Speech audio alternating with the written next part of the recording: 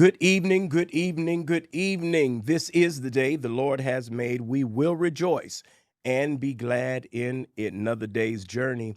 So glad about and so grateful that you are joining me for another Real Talk with Pastor Waller. Well, this is Martin Luther King Day weekend as we are celebrating that great prophetic voice that if we ever needed to hear him, we need to hear him now.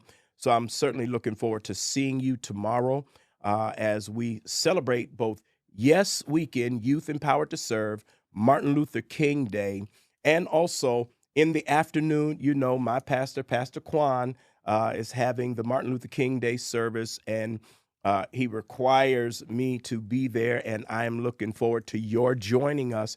I think Pastor Kwan is he's the only one that could get all of us in this area together. I mean, there'll be Christians, there'll be Jews, there'll be Muslims, there'll be white, there'll be black, a little bit of everybody up in Bethlehem because of the unique figure of who he is. And so we want to come and we want to celebrate that with him.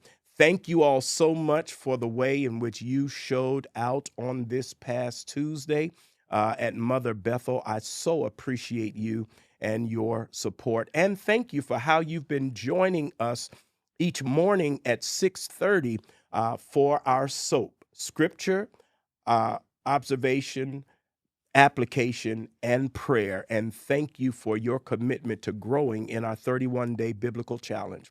Well, we're here again for another opportunity to learn about movers and shakers and persons that are really making a difference in the city of Philadelphia. And we have another one. She's been here for a long time, and now she's taken up another role. It's our Sister Donna Bullock. She's with Project Home, but I'm sure those of you that are looking at her say, I've seen her here, I've seen her there. I know she did this, I know she did that. But she's working on the issue of homelessness in our community. So, Sis Donna, we are grateful that you're here today. Thank you so much for being on Real Talk with Pastor Waller. Thank you for having me. Absolutely, absolutely. Well, we're here to talk about this issue of homelessness. Can you just help us understand just what the issue is? How big is it? What's going on in Philadelphia with homelessness? Yeah, so Philadelphia is experiencing homelessness in a way that our nation is, right? We're seeing some rise in homelessness this year and in the last few years, pretty much since the pandemic. But that is a trend that we're seeing across the country. What I would tell you is that Philadelphia has been doing an amazing job on addressing homelessness in our city, serving the people in our community, and trying to reduce, if not maintain, the numbers of folks who are homeless.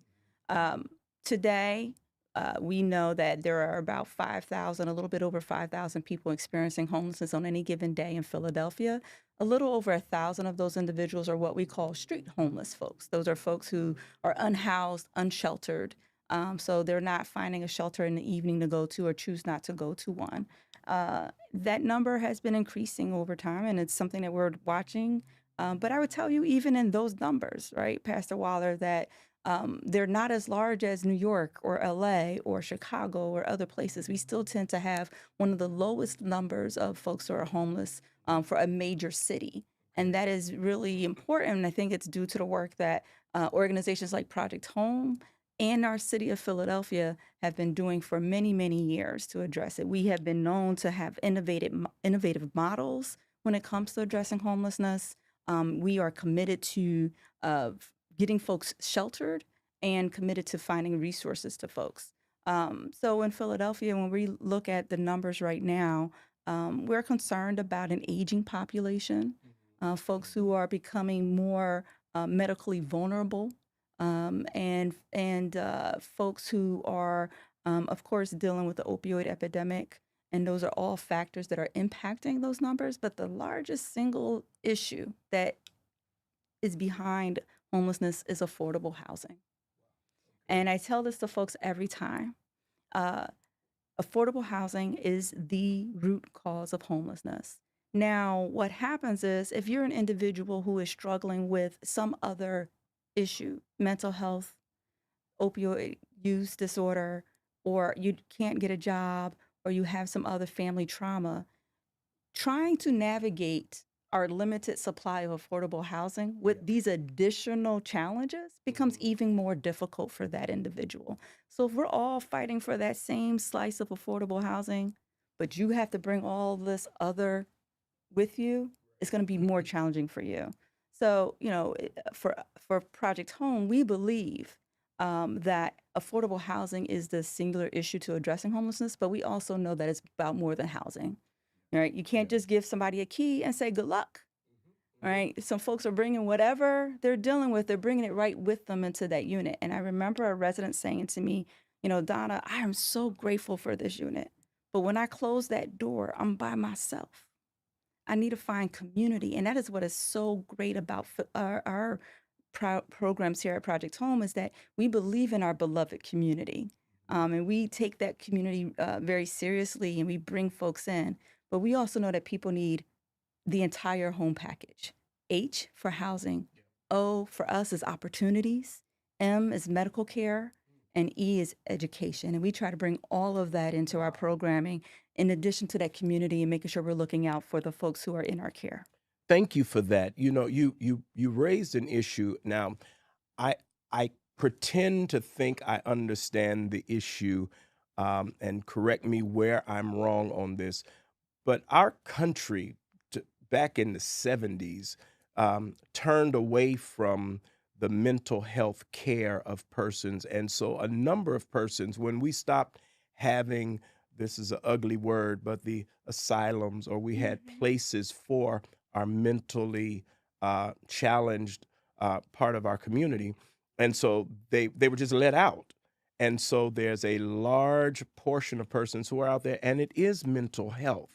And how, if any way, does Project Home address that particular issue? You are absolutely right, Reverend Waller. So the first time I think our country saw an influx of individuals who were unhoused and our systems not being able to care for those folks was when we closed down those mental health institutions. And so in the 70s and 80s, we saw this influx of folks unhoused and unsheltered on our streets. The goal of, I'll say this, homelessness is going to happen, right? The goal is to make it brief, non-reoccurring, right? And rare, that it doesn't happen all the time. So, but the system has to be able to absorb folks. So that means if someone finds themselves dealing with mental health issues, dealing with substance use disorder, dealing with a job loss, dealing with some other traumatic incidents, that if they experience homelessness, that homelessness is brief, non-recurring, and rare. We don't want to see folks cycling back in and out from our mental health institutions, our prison systems, our foster care systems, and all of the other systems that just pours folks back into the streets. So yes, at Project Home, many of our initial residents in the 80s and 90s were individuals who had some mental health diagnosis, and many of them still continue to have that. What we know is that with permanent supportive housing, the kind of housing we provide folks, it is permanent and it has the supportive services. Those folks can live independently, have their own unit, have their own apartment, pay rent, take their medication, and check in regularly with staff and live a very productive and self-fulfilling life with that support. It is so critical to have that ecosystem of housing available for those individuals. And I'll also say, because I think it's relevant, that kind of housing is under threat right now, with our administration in DC suggesting in recent months that they want to make permanent supportive housing temporary. And they want to make it conditional on participating in various programs and resources and treatment. Everyone's not quite there yet.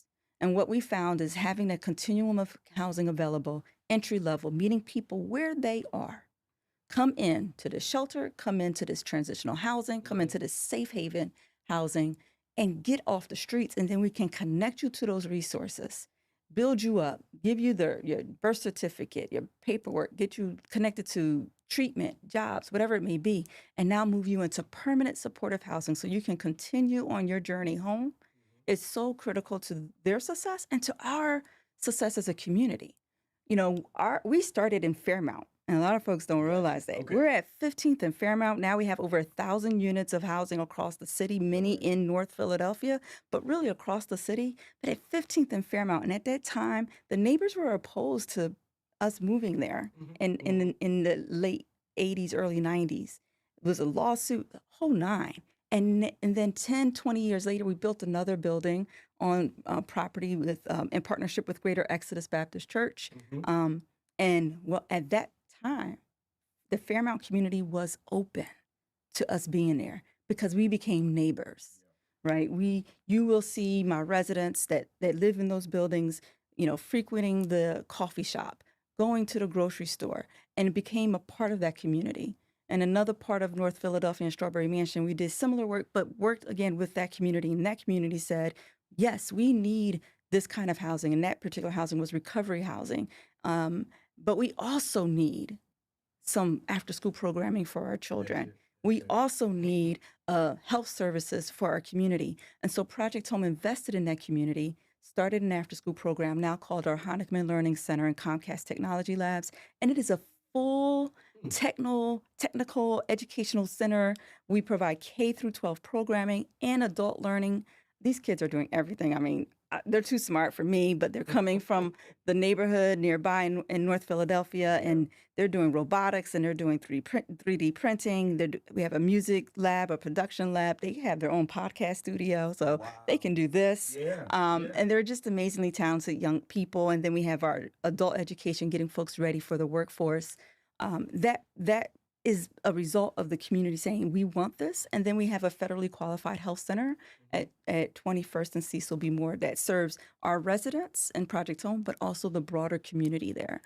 Understanding that holistic approach of, one, serving the individuals we intend to serve, but also being a part of the communities that we build in our housing in. Thank you for that. And, she talked about, and she ran right past it, but the work that they did with Greater Exodus, Pastor Herb Lusk, God rest his soul, he's gone on to be with the Lord. Pastor Herb used to take a lot of hits for being a Republican, but this is one of the examples of how his convictions, he was Republican, but he ran up and grabbed that money and brought it back down to his people, our people. And I just want to name that. And, we can disagree politically, but you cannot argue with what his heart was. And his heart was, he's going to stand in another line, but get it all back to us. So thank you for that. And thank you for reminding me about that. Who is it that you find yourself meeting now? I mean, the homeless, the person who's walking in, what's that demographic? Yeah. So in Philadelphia, over 65% of our homeless population are Black. So I see my community. I see particularly Black men.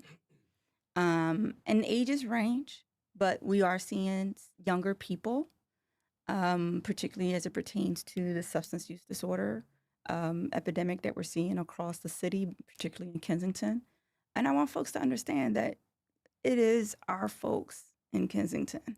I know that there are a lot of narratives about folks coming from different communities, but there are a lot of young Black folks and Black and Latino folks in Kensington suffering from this illness. These are our children. These are our nieces and nephews, our mothers and fathers, young people that are suffering from that disease.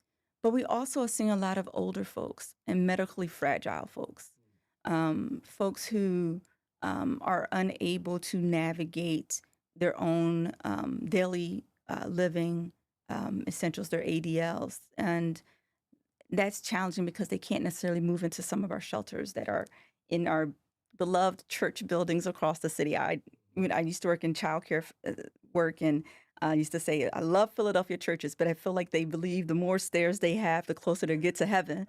But it becomes really challenging if you need something that's ADA accessible and if you're providing these resources for folks to navigate those buildings, beautiful historic buildings in our city. But what we are seeing is this group of young people, but also this very medically fragile and older group of folks.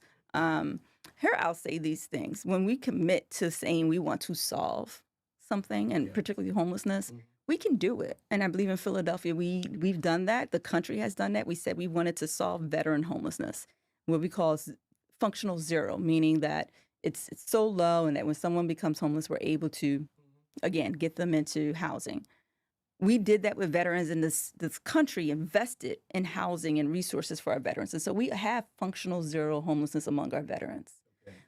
During the pandemic, the country decided it was not appropriate to have folks on the street while we had this COVID out here. And so we've seen decreases in unhoused individuals during the pandemic because we put resources behind it. We've seen decreases in the number of families being evicted because we had moratoriums and we had rental subsidies and additional support for folks to keep them from entering the system. So when we saw those resources come into the system, we actually saw a decrease in homelessness. We didn't keep it up. And so as those resources have been starting to dwindle from the pandemic relief, we are seeing that rise again back to pre-pandemic numbers. So, there's work to be done there about who the population is. Yeah.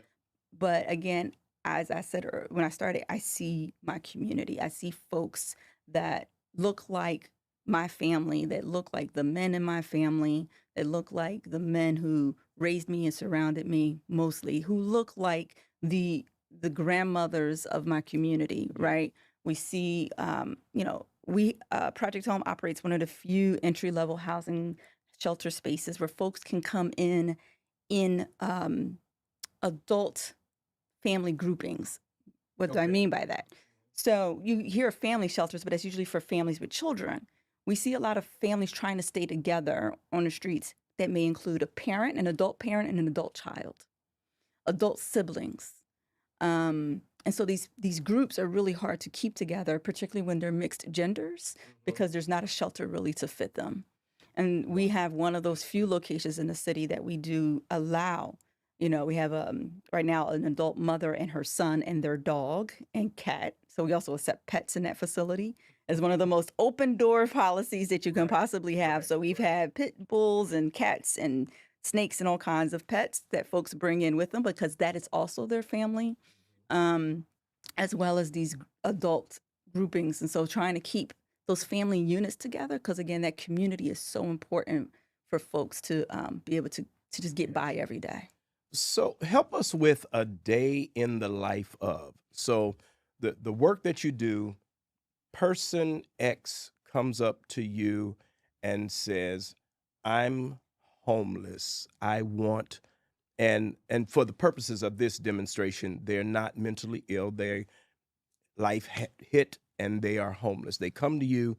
What does help look like? What do you do? What do they have to do? And what kind of time frame is that? What does it Yeah. look like? It really does depend on the person. Okay. So, we have different systems that can help someone. Okay.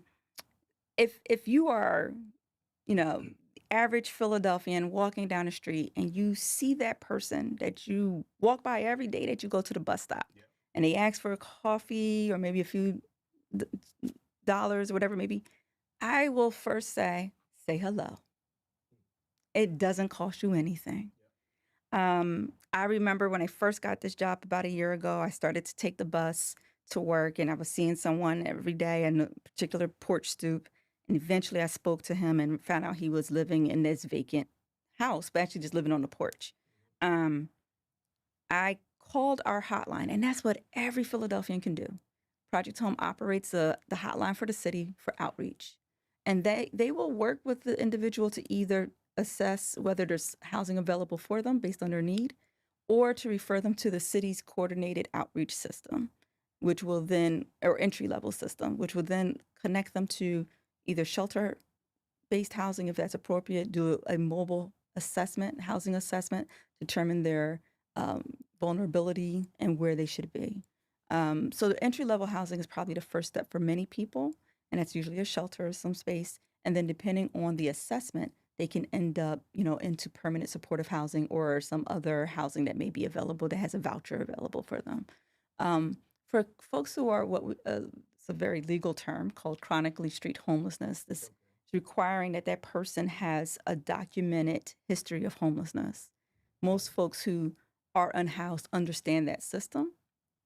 it may be jarring for the person who just lost a job and maybe just missed rent. Mhm. They there may be other resources for that particular person, but the person who's unhoused and been unhoused understands that they need to kind of go through this process of having a documented history of homelessness over a certain period of time in order to qualify for a subsidy or placement in permanent supportive housing or other housing that they may be required for. So the person who just hit rock bottom, for lack of better word, is not really ready. You don't deal with that person. That's yeah, not Yeah. Project Home. There are plenty other Okay, organizations got you. who I Yep. believe do. Yep. Now, we do have in our inventory what we call affordable housing, Yep. market rate affordable housing that are open to general applications. Those folks are welcome to apply. They may find that that housing may be more affordable for them. Our housing inventory is mostly efficiencies and studios for individuals and not family housing. But there are other organizations throughout the city like Okay. Achievability, Hopeful, and others who provide the affordable family housing stock. And so we partner with them to try to navigate their their available housing for Mhm. those individuals, um, and work with the city's family shelter system as well. But Okay. yeah, the person who just kind of found themselves in a difficult situation with a job or loss or Yep. something like that, we want to connect them to resources. We might connect them to, they may call us and we'll connect them to some landlords who we know work well with our folks and may be able to work with them to get them, we take a little bit of a deposit or work with them and connect them to some other resources to do that. So let me ask this question. I'm always looking for connection. So as a pastor of a church, what I do run into is person X who is out on the street now because of domestic violence, because I don't have any place to go, Pastor. I need somewhere to stay for a few days to get my life together. Mhm. Are you a call that I would make Yes, with that type of person? absolutely. Because even if we are not the place for them, we will find a place. That call, that number is 215 Yeah. 232 1984. So 215-232-1984. Mhm. That is the coordinated outreach hotline for the city. It is operated by Project Home. And we'll do a number of things. We either say, here's the resources for that person. But if it is a person that's actually on the street, on the corner somewhere, we may send an outreach team to that person, assess them, make sure that one, they're, don't need to go to a hospital or see a doctor or some other emergency that may be happening, and then try to work and engage with that individual to get them housed. And that Mm. times that person may need a couple of engagements. It's the person that you usually may see Yeah. again at the subway or somewhere around. They may be dealing with some other challenges, and we want to support them to help them get to a place where they're ready to start their journey home. And we'll work with them. And I would say it takes multiple touches. Now, I know you out there trying to get somebody to accept the Lord, and it takes Mhm. a couple of times sometimes. At Right. the That's same right. time, That's right. with trying to get folks to accept housing, it takes a couple of times because they've been wronged. They've been through systems and they've had experiences that may have left, a bad memories, and to get through those barriers and trusts and build that trust back to come back into I a get it. shelter. Thank you for that. And you're right. I don't know where I got this. I don't know where it came, but it's a rule of thumb for me. Even with leading the church, a person needs to hear a thing 6 times before they'll actually do it. Yes. And so that's how I think in terms of. When I was elected, those of you who knew I was in elected office, they used Yeah, to say it took a vote. It takes to 7 touches on a voter to get them. that's it. And for our folks who are unhoused, we say 14, Got 14 you. touches. It Okay. takes a number of touches because of just how traumatized some folks are, and what they've been through to get them to trust and Yeah. build that relationship. Yeah. And I have to give so much praise to the outreach teams in Philadelphia, whether it's Project Home or ODAD or Self, these amazing organizations and the outreach teams that go out there and build these beautiful relationships with Mhm. people. I've watched them work, the compassion that they have, the empathy that they have for folks. Um, it's just remarkable. These are just great human beings that do, I would say, in many ways, the Lord's work Yeah. to to see their brothers and sisters on the streets of Philadelphia as brothers and sisters and build that trust with them to get them to see a nurse.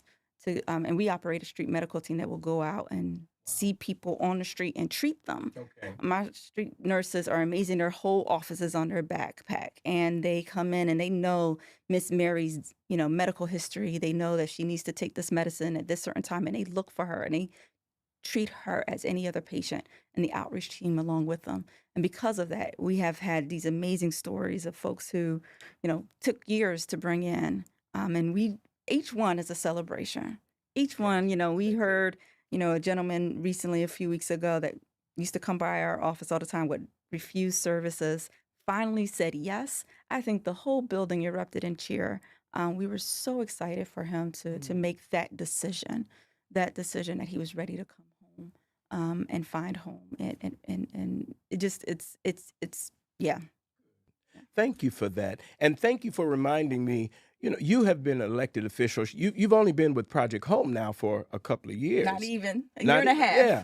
And so, but you've been serving Philadelphia for a while. Would you help everybody know what were you elected to and what have you been doing in Philly and how did you get here to Project Home? Yeah. So I've been in Philly since I came to law school in early 2000, and worked for Community Legal Services, worked for Councilman Darrell Clark as his special assistant for several years. And then a little over 10 years ago, there was an opportunity for me to run for state rep in the 195th district, which includes a large part of North Central Philadelphia, Fairmount, and Spring Garden, Brewerytown, Strawberry Mansion.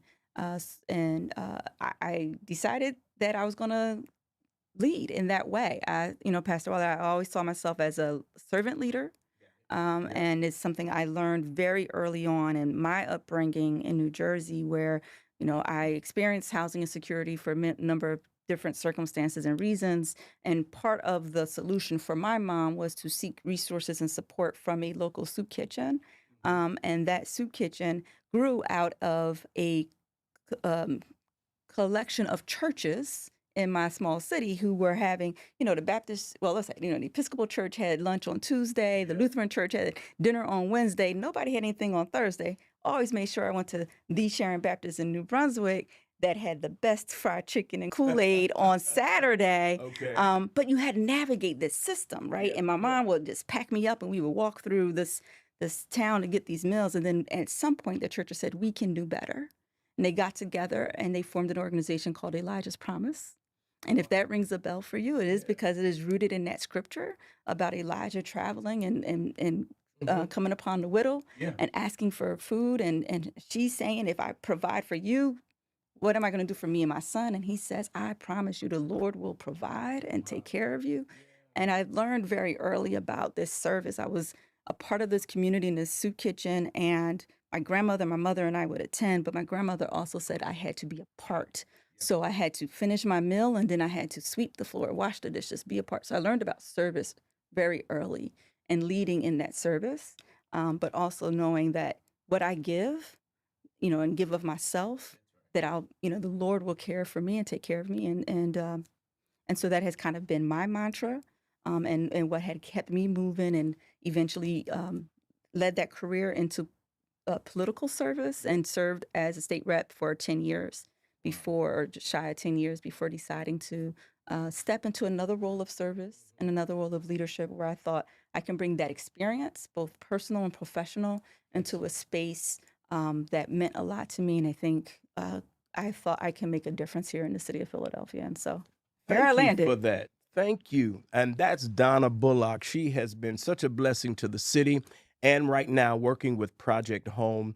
And we look forward, we want to keep her in our prayers and want to remind you, you're eating tonight. You may be eating while you're watching this, but there are a lot of people that are not. You're sitting in your house. You've got internet, but a lot of people don't. We want to remember that we exist. Jesus says that we're supposed to feed the hungry, clothe the naked, visit the sick, visit the prisoner. This is the work of the Lord.